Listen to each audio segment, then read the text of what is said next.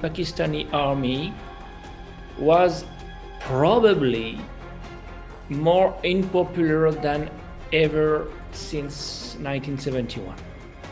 This war, because it has never been the case in the past, has shown that China takes side when India and Pakistan are at the loggerheads. Pakistan is designated as the guilty man and is not isolated because of Chinese support, because of Turkish support, because of some other UN Security Council members' support. And India, on the contrary, is the victim and looks more isolated. Pakistan starting to deploy or to resort to or to threaten to resort to its own nuclear arsenal, that was bound to precipitate an American intervention. The army is seen as an army of occupation, and you have something like 1 soldier for 10 Kashmiris. And we've seen also the Kashmiri journalists, the Kashmiri media suppressed and repressed, and the intellectuals at large have been affected the same way. Hello and welcome to The Federal. You're watching Off the Beaten Track, a program in which we take a fairly wide look at some important issue which has happened.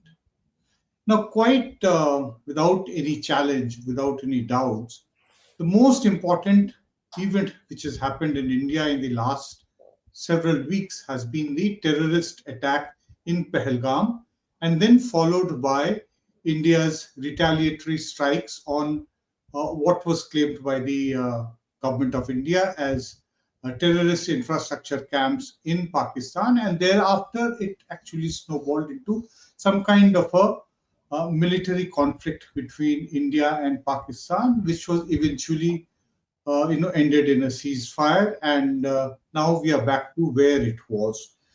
This definitely has been one of the defining events of 2025 and is likely to shape Indian politics for a long time in future.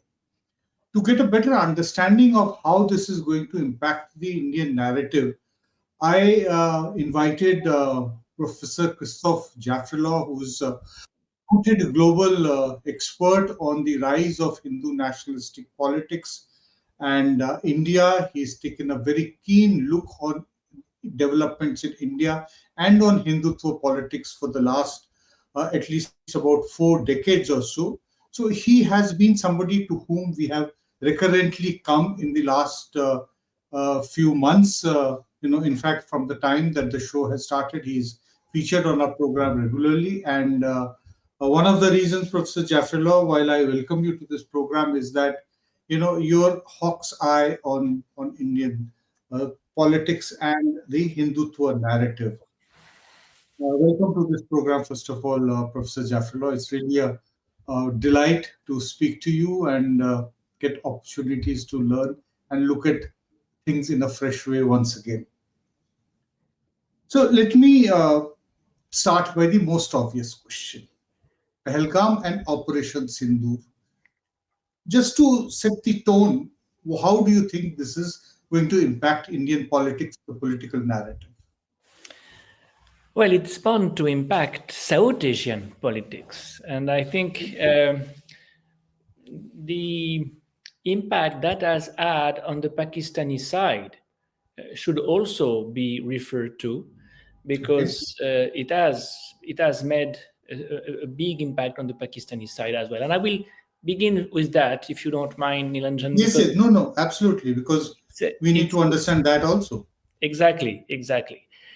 Well, we were, till this war, in a situation when the military forces, the Pakistani army, was probably more unpopular than ever since 1971. Okay. And that was largely due to the fact that the army appeared as responsible for putting Imran Khan behind bars, joining hands with rather discredited political forces.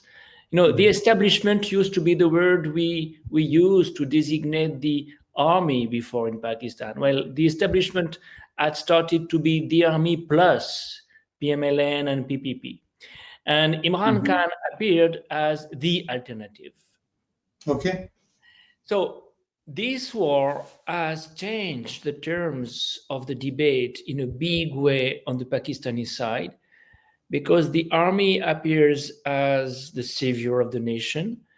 This war is presented as a victory for Pakistan.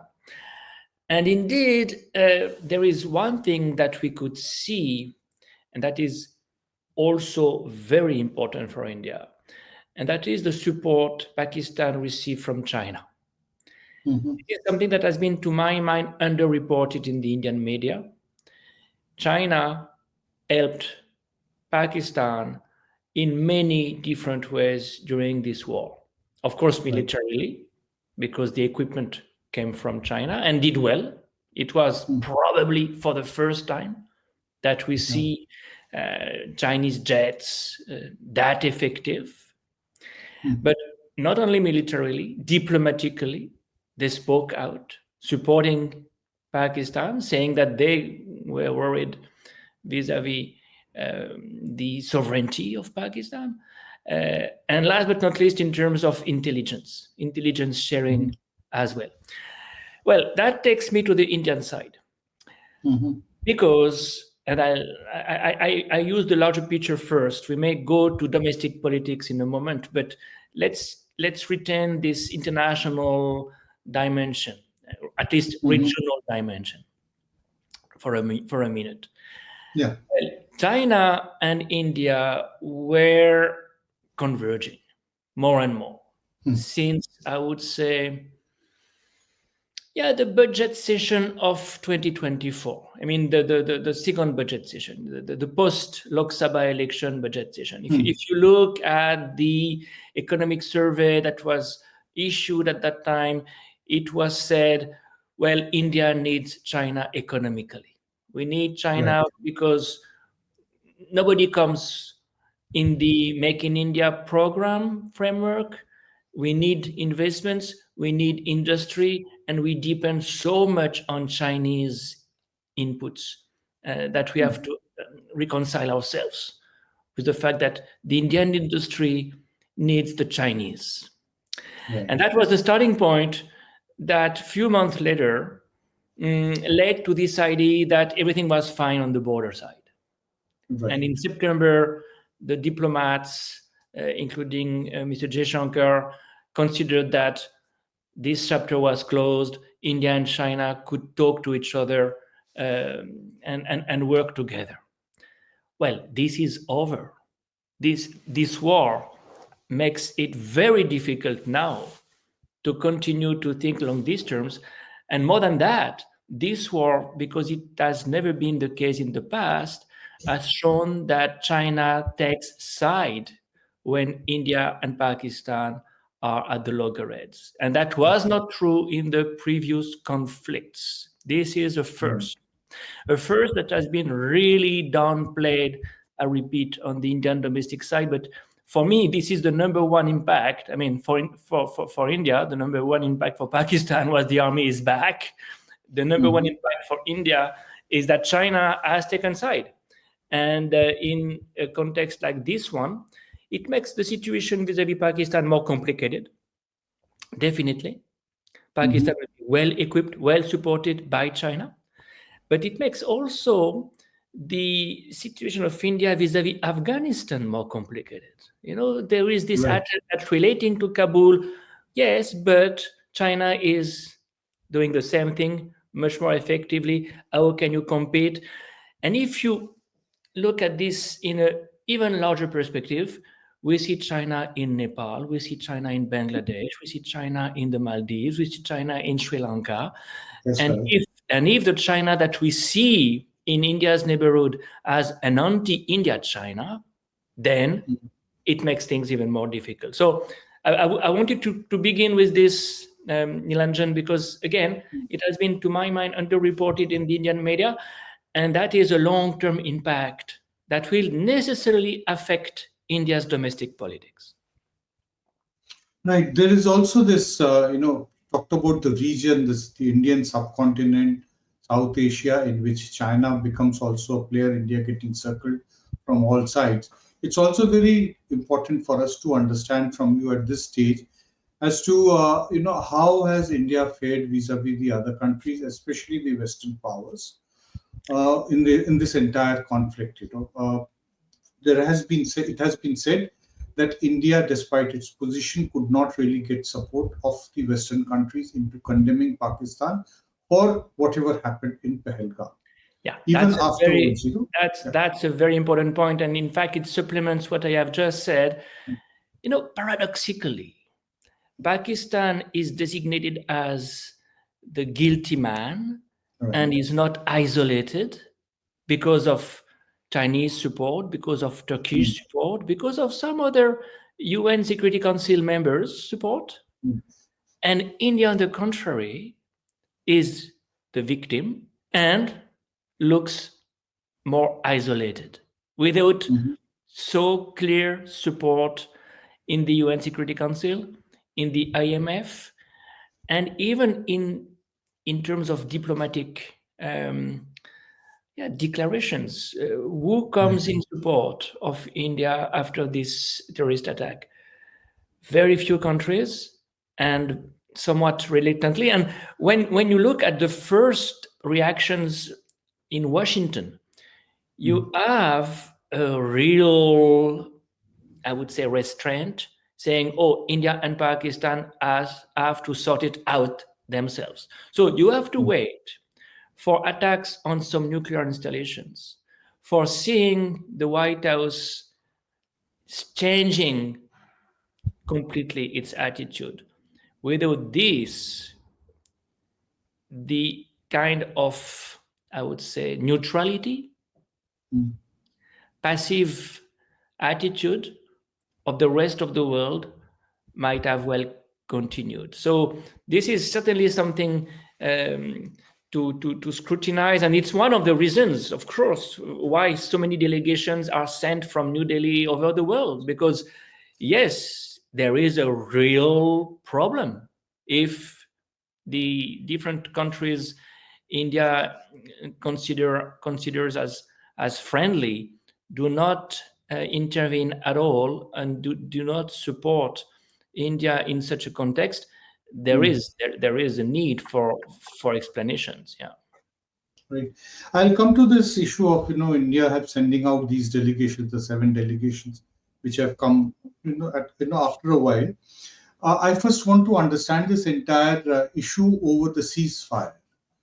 One is that there is this clear, it seems that if we look at the course, despite Indian government's denials, that the US definitely played some kind of a role. The President Trump's declarations have to be accepted. The fact that he was the first one to talk about an impending ceasefire.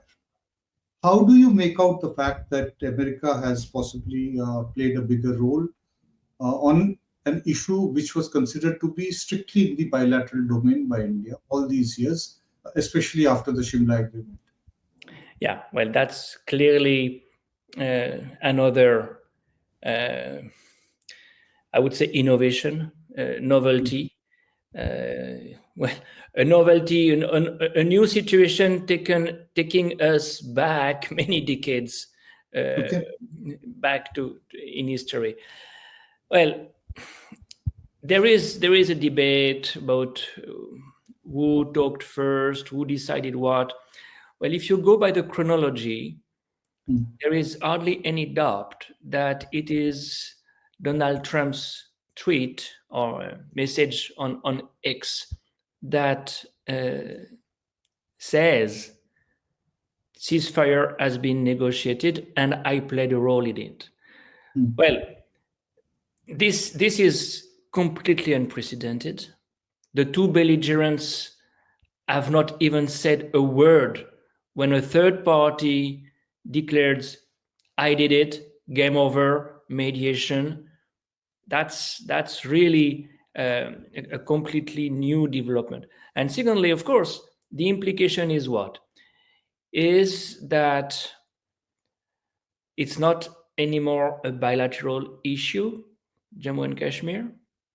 And this internationalization, that was something India could get rid of after Shimla 72, is also associated to a mediation, and a mediation that comes once again from the US, but this time with the two belligerents seen on a par. Remember when Nawaz Sharif was summoned in Washington, D.C. on the 4th of July 1999 by Bill Clinton. At that time, it was not a mediation. At that time, it was not an internationalization. The Prime Minister of Pakistan was asked to withdraw from Kargil, full stop. It's a completely different situation today, with the two countries being seen almost on the same footing, the two leaders being presented as equals in a way. Well, Pakistan is longing for parity for decades. It gets parity now in this kind of formulation. Plus, of course, what Marco Di Rubio says in terms of talks that should take place now on Kashmir in a neutral location. Well, we are back to the pre-1972, even 71. If that happens.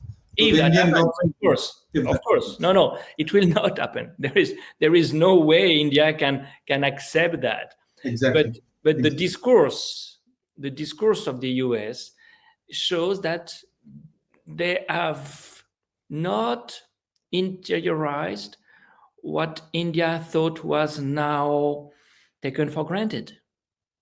If the US have not internalized the worldview of India on these issues, well, New Delhi has to explain again and again to Donald Trump what is his vision, what is the Indian vision of the Kashmir issue. It has to explain again and again that it is something which has to be sorted out only within the bilateral dimension, and that the issue of Kashmir's becoming part of India is a final position as far as the government of India is concerned. Jammu and Kashmir is an integral part of India. Even Pakistan occupied Kashmir is.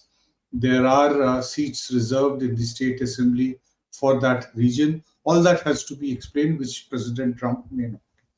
Now, we know that for every international crisis which happens in any country, there is always a domestic agenda, a domestic narrative which plays out slightly differently.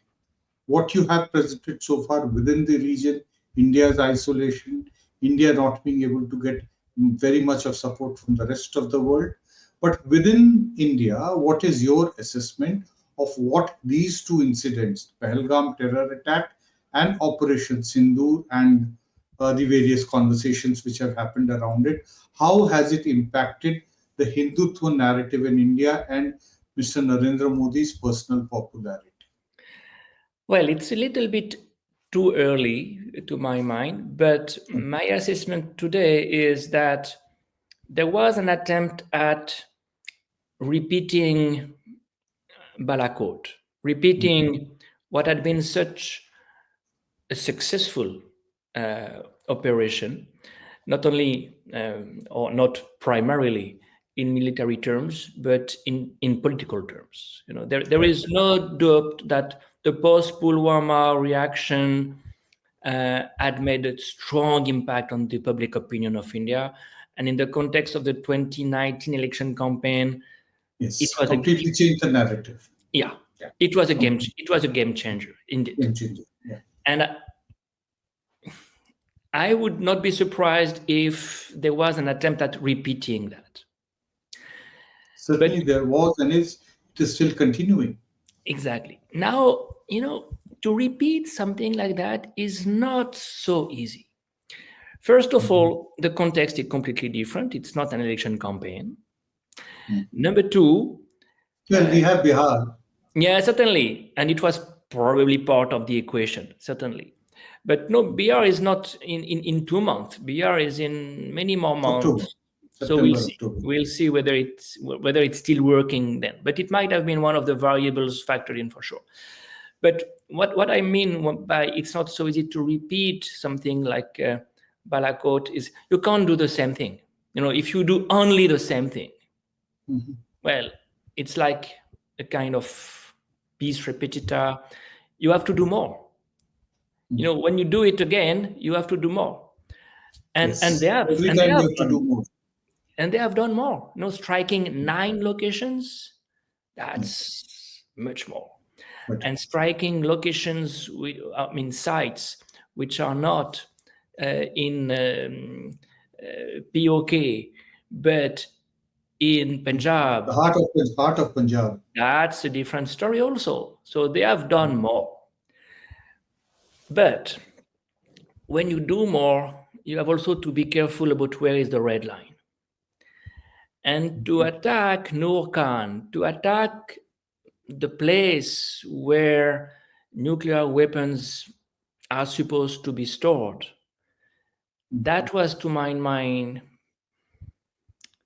to cross the Rubicon, to cross a red line without anticipating the reactions. Because the reaction being what it has been, Pakistan starting to deploy or to resort to, or to threaten to resort to its own nuclear arsenal, that was bound to precipitate an American intervention. And that was where the miscalculation was. The rest of the operation is splendid, certainly. Well, you might face the music and lose one Rafale, but still 9 sites attacked. That was definitely a military success. Exactly. But if you cross the Rubicon and make Possibly the Indian side became a bit too belligerent, and that is what led to the alarm bells being sounded and India being rushed into a ceasefire. And Now, this is where you need a sense of strategy, and where you need to keep your cold blood, kind of really sensible strategy. Remember what Indira Gandhi told his army chiefs when they wanted to go to Lahore. No red crossing, not red line crossing, because there is a moment when you take more risks by trying to win fully rather than having successes. Victory is not for tomorrow. Successes should have been enough. Okay. You're talking about ceasefire, and there was this tremendous sense of dismay in a large section of people in India, especially the Hindu community, especially those who have been supporters of the NDA but are not part of the Sangh Parivar's larger enlisted constituency. These are people who have come in either because of Mr. Modi's personal popularity, or those who have come in because of seeing the relevance of Hindutva politics, agreeing that Muslims need to be kept in the backbench, they need to be sorted out. This is a country primarily of Hindus, all that argument. There has been a sense that why did Indian government have to rush into a ceasefire when this could have been a battle to the finish? Half the people in India are of the opinion that why did the Indian government not repeat 1971? Indira Gandhi, why has not Modi tried to become Indira Gandhi number 2, or in place of Durga, maybe Lord Shiva? Why is he not able to do that? We could have hived off Pakistan once again. Balochistan could have been created. All kinds of fanciful theories are gaining around, but there is a certain sense of disillusionment over what has happened and the government of India agreeing to the ceasefire. Now, this is one side. The other is that the Congress has put out an artificial intelligence generated video. I'm just bringing this to your notice. I'll just describe it, in which And Indira Gandhi is actually speaking and admonishing Narendra Modi, saying, Narendra, what have you done? I did this, I did that, referring to, say, 1971, and playing up the same sentiments which I was telling you that one section people felt, arguing that the government has not done what it could have, a battle to the finish, a fight to the finish. That is what there. You know, what is your response to the fact that one section of Indians have felt this way? Would they eventually continue to be supporters of the BJP and Narendra Modi in elections, or are they going to get disillusioned and maybe start looking here and there? And even if the Congress takes such a, I would say that very offensive kind of a path. Well, this is a very important question. I would first say that this sense of disillusion has a lot to do with the expectations the leaders of the country are themselves nurturing expectations which are completely unrealistic. A fight to the finish vis-à-vis a nuclear power? What does that mean? Do you think you can really break Pakistan, create an independent Balochistan?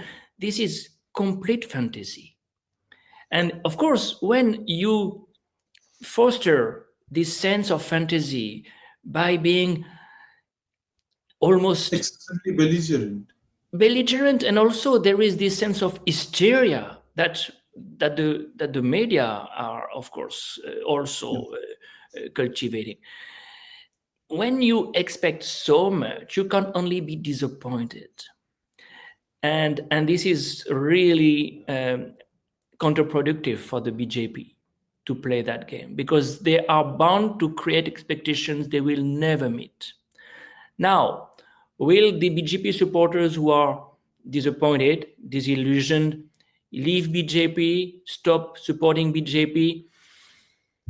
It's too early to say again, but where else could they go? It's not as if there were plenty of possibilities. Now, on the other point you raise, this comparison between Indira and Modi. Between 71 and 2025. There is just no way to compare, because in 71, you did not destroy Pakistan. You helped a guerrilla to become independent. It's a completely different game. So it's not as if you could repeat what was done in 71 in 2025. This is of course domestic politics. But to return to the number one point that I made, and I would really like to emphasize that one, the denial vis-a-vis Pakistan, the kind of imagination of Pakistan that we see in India needs to be taken care of. This is a country that has nuclear weapons, that is supported by China. It will not be finished off. It will be there, and it will be there for a long time. So if I say that, it's because there is one dimension that we have not touched upon yet that worries me a lot, and that is the Indus Treaty question. Indus Waters Treaty, yes. Yeah, because if you continue to imagine that one day you will get rid of Pakistan, one day it will be razed to the ground, and of course, the idea that it does not need the water of the Indus Treaty almost is natural, and you use it. You use the weapon. You use water as a weapon. That is very dangerous. That is terribly dangerous. This is certainly a casus belli, because Pakistan is a country that is affected by hydric stress to a great extent. And if dams are built, if the water of these rivers can't flow to Pakistan, there'll be more than tensions. This is something to think about more. No, I do not think that dams can be built. In fact, India is saying, all the irresponsible statements that not a drop of water will be allowed to flow into Pakistan are all highly irresponsible statements with very poor understanding of our hydrology and about where we can actually keep the waters. You can't really keep water stop to flowing in rivers. There'll be floods. Entire Indo-Gangetic plain would be flooded if we actually put physical barriers, and damming these rivers is going to be a very long exercise. So I guess this will eventually, I hope at least, that this will eventually lead to both countries sitting down and Yeah, the risk. renegotiating the Yeah. terms of the IWT. Yeah, the risk also, Nilanjan, is that if India does that to Pakistan, China can do something very Yes, similar to to Brahmaputra. India. Yes, Exactly. yes, you are. And then we enter in a kind of escalation where water plays a very dirty role, and there is more to do jointly rather than fighting for Yes, water. the problem is that it's everything starts coming from the top to the bottom. If the prime minister says that water and blood cannot flow together, it starts giving rise to different kinds of imaginations which we are seeing, which has been said by various people. Let me just bring to the 3 points which Mr. Modi made in his address to the nation. 3 point things that which he said. The first was that every time there is a terrorist attack, there will be a befitting reply from India on Pakistan. That is one point number one. Second is that he said that we have called Pakistan's nuclear bluff. This communicates a message to the people of India that Pakistan, even though it has nuclear weapons, will never be having the courage to actually use it. That is what is the implicit underlying message. And the third bit is that India does no longer sees, the non-state actors as being separate from the Pakistan state. That they are one and the same. So, if we take it point wise, this perpetual risk, Operation Sindoor, Mr. Modi has also declared, has not ended. It is continuing. There's only a pause. So, which means that any time and every time there is a terrorist attack, we'll be faced with, as we discussed, again something more than what happened in Operation Sindoor. It has to be bigger in scale than the way it has progressed. Surgical strikes to Balakot, Balakat to Sindoor. So from Sindoor, we have to go to a higher plane. So there is this immense risk. Nuclear bluff, as you rightly said, that there were problems. And third is the non-separation. So how does this all play out, and how does it increase the risk of this entire region? Well, it does increase the risk, of course, mechanically, because indeed, if any terrorist attack results in an even more massive response from India, the escalation is bound to be recurring, and Yes. that's certainly not something everybody can appreciate. Now, if you clearly spell out this doctrine, it becomes a doctrine. Yes, it is supposed to be the new Modi doctrine. Exactly. It's a doctrine, at least for the Indo-Pak relations.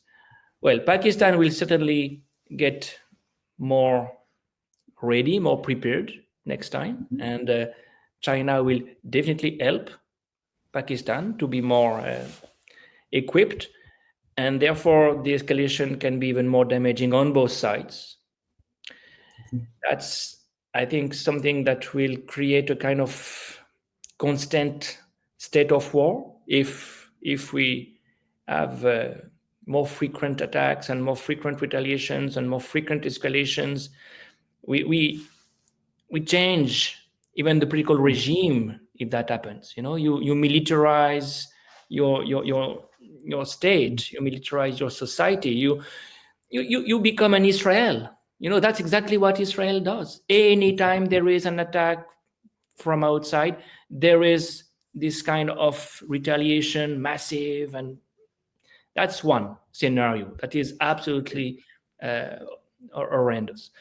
Then you have the second point, and it's for me very important to return to this nuclear question. There is no real bluff on the nuclear front. They might not use it, but the fact that they may is sufficient for Yes. forcing the US to intervene. And if the US intervenes, India loses the initiative. So this is why I have always said in South Asia, the nuclear weapons do not result in deterrence. On the contrary, because they know that there'll be a foreign intervention at one point. Pakistanis can use conventional or sub-conventional, or you can say terrorist strategies, because escalation cannot go very far. They can at one point expect someone to intervene, and it's a draw always. It cannot be a victory for India if there is a third party that intervenes. So I would not say that there is a nuclear bluff that has been exposed. There is a nuclear card that has been played, and this nuclear card is bound to remain and to be repeated. The third point that you raise is of course very tricky. We Yes. do know that separation. non-state actors and the Pakistani army and the ISI in particular, of course, Lashkar-e-Taiba, Jaish-e-Mohammed, Harakatul Ansar, Harakatul Mujahideen, so many groups have had long-term, I would say, collaborative attitude vis-a-vis the Pakistani army when they have not been trained by the Pakistani army itself. We all remember what happened in Mumbai 2008 when the Lashkar-e-Taiba commando was remote controlled from Pakistan itself. Now, does it mean that it's only from outside that terrorist attacks can come?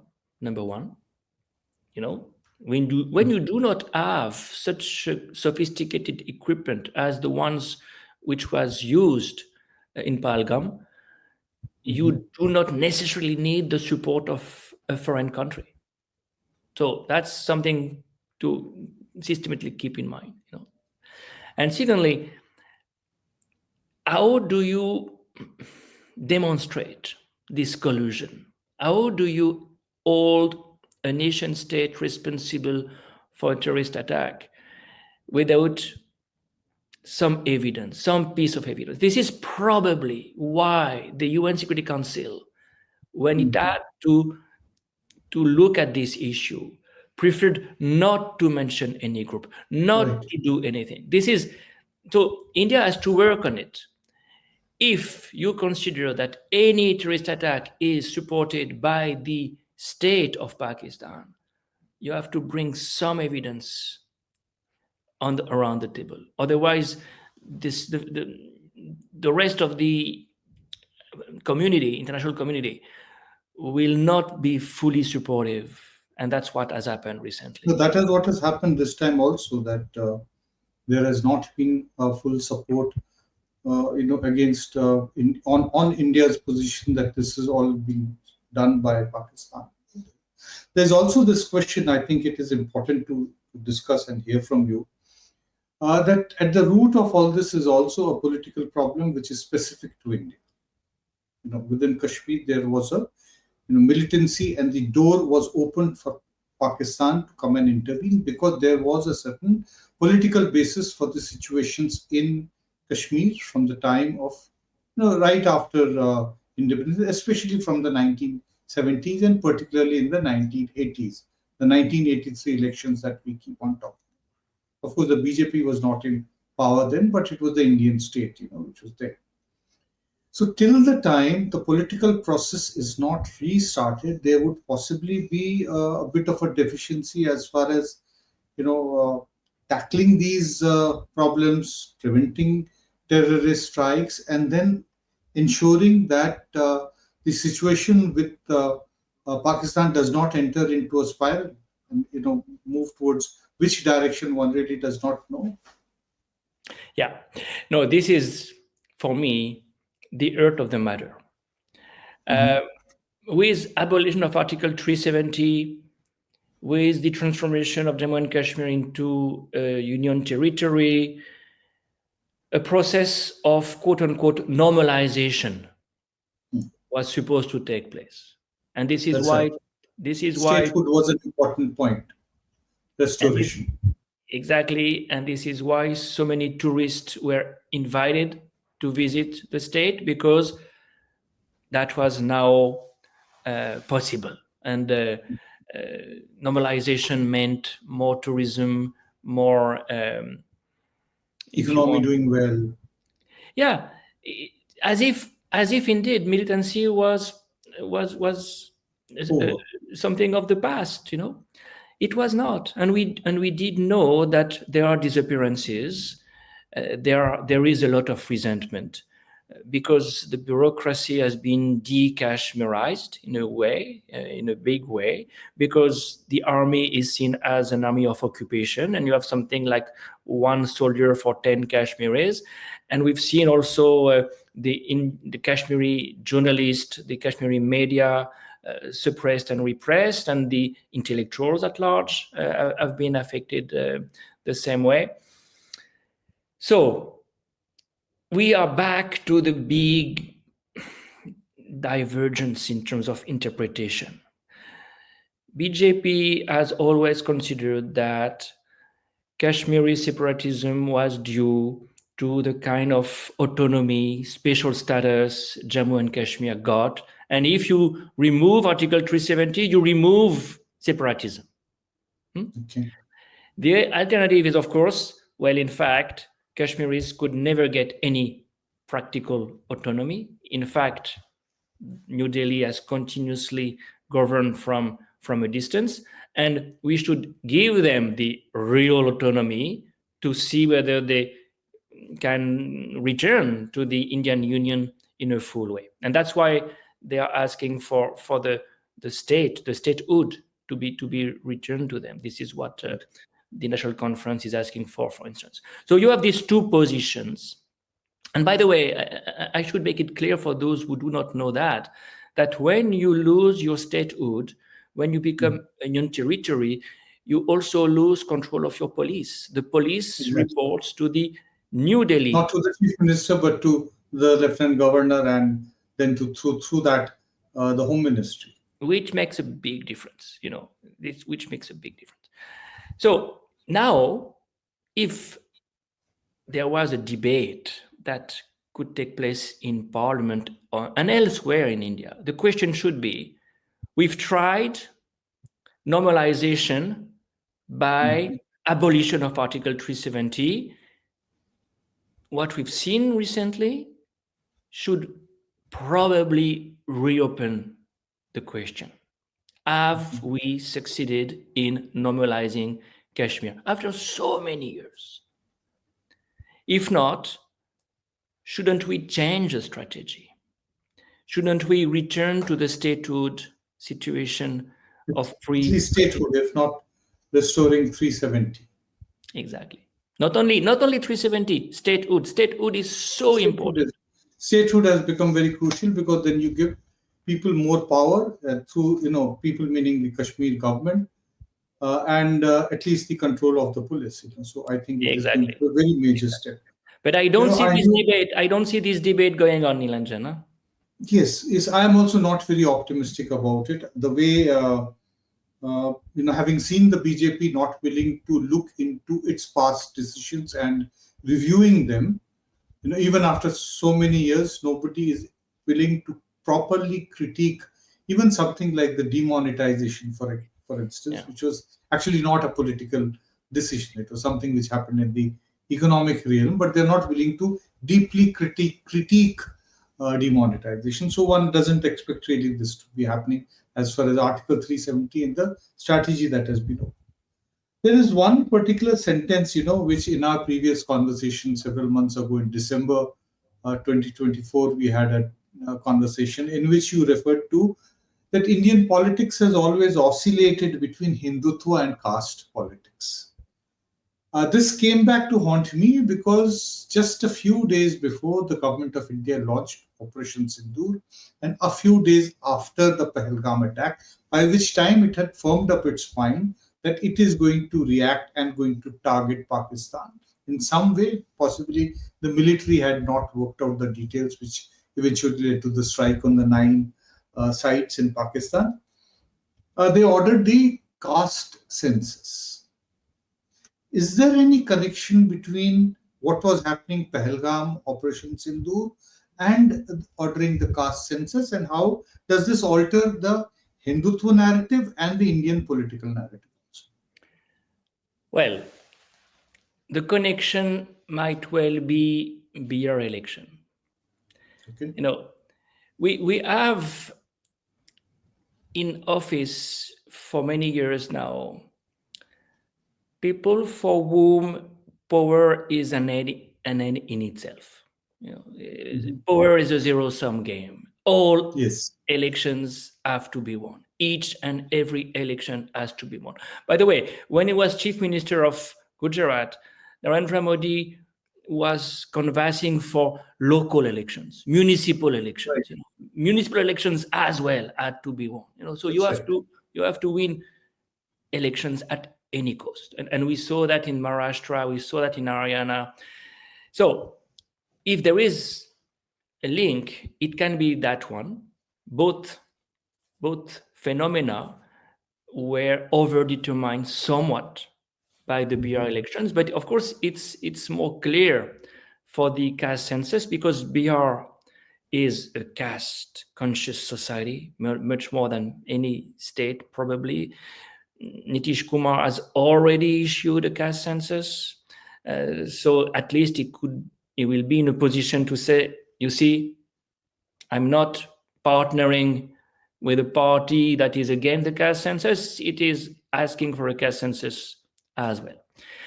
So tactical reasons Tactical acceptance. may be there. Now, there is a moment when tactics have structural impact, structural results. And I think that is what we will see with the caste census. When you promise a caste census, you have to hold it. When you organize it, if you do not forge the results, if you really organize it properly, if you have a proper census, honestly, if you do that, the second phase will necessarily be, okay, now we know how many OBCs, SCs, Who is STs. what? How Now, many is there? where are they in the state apparatus? Now, you'll have to go that far.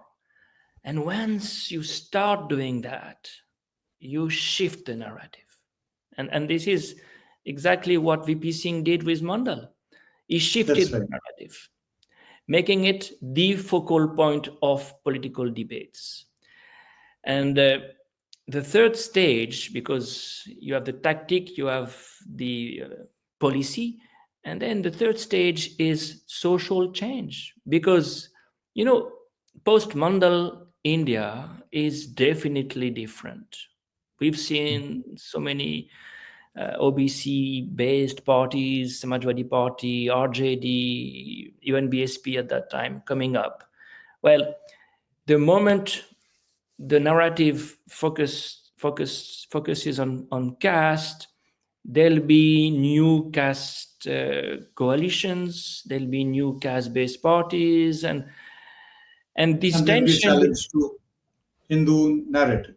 And that's the point. That's the point because, of course, the Hindutva narrative will remain in this kind of competition, but it will be much more difficult to ignore caste and to retain in particular so many OBC supporters, because BJP has become an OBC party to a large extent. Now, if OBCs realize that in UP in particular, they have been completely neglected. They are not there as MLAs. They are not there as MPs. They are not there as bureaucrats. Of course, they will not necessarily continue to support the party the same way. So there'll be this tension. Now, of course, it's for the opposition parties to also realize that they may have made a mistake by promoting mostly dominant OBCs or dominant Dominant communities, even within the Dalits as far as also the OBCs. Exactly. So the Exactly. non-dominants have gone to the BJP.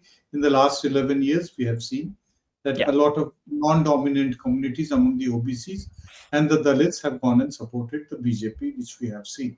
Exactly. So last time for the Lok Sabha elections in 2024, Samajwadi Party was very smart, considering that Yadavs would have no one else to support but SP, and therefore they gave tickets to Because so a large non-dominant number of OBC. non-dominant, non-Yadav OBC candidates. Can they So do that it again? Can they do it again at the time of state elections? That's a different 20, game. Can you 20 tell you Yadav supporters? Can Akhilesh tell his Yadav supporters, you will not get nominations, you will not get tickets, because but you must support the party. we need the plus vote of the Lodis, of the Gujars, of the Kurmis, of the no. We have this challenge. I mean, they have to face this challenge because the caste census will not make such a big difference for them if they remain associated with dominant OBCs. And dominant SCs in the same way, Jatavs, to retain UP as an example, Jatavs are cornering so many quotas that the BSP cannot attract non-dominant SCs the same way, the Kartiks and the Bangis, That's the right. Valmiki's. So it's a new narrative, certainly a new era that is now coming up, but it's not necessarily against the BJP's fortune. Okay. One last question. I cannot, resist from asking you this. What happens to the relationship between the RSS and Modi now? We know the tensions. We know that the rapprochement. We know that the mutual acceptance that we cannot live without each other. So Modi coming down a few notches, going to Nagpur, all that happened. But does Pahalgam and Singh once again set the ball in his court that he's once again at an advantage? This is a little bit of a black box, really difficult to decipher. So I'm just speculating.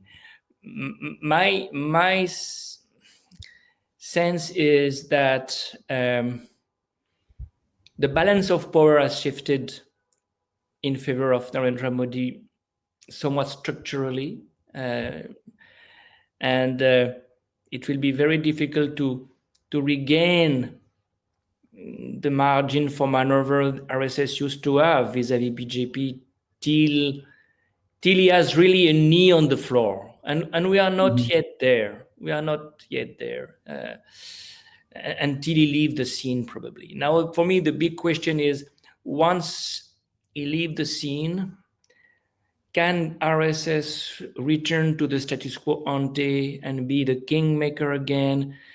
Will the next BJP chief report to Nagpur? Or will this kind of new balance of power, the kind of autonomy, more than that, that BJP has gained, it will depend on the personality of the BJP leader. A BJP leader who is not from the Sangh Parivar originally, like Yogi Adityanath, will probably be in a position to remain emancipated from the RSS. But then the question is, what will the RSS do? Because can they be that marginalized forever? Just happy with the policies, but not so much with a say in the decision-making process. It will also depend on the next RSS chief's personality, really. So lots of things which we cannot really say at this thing, but there's definitely going to be a lot of churning.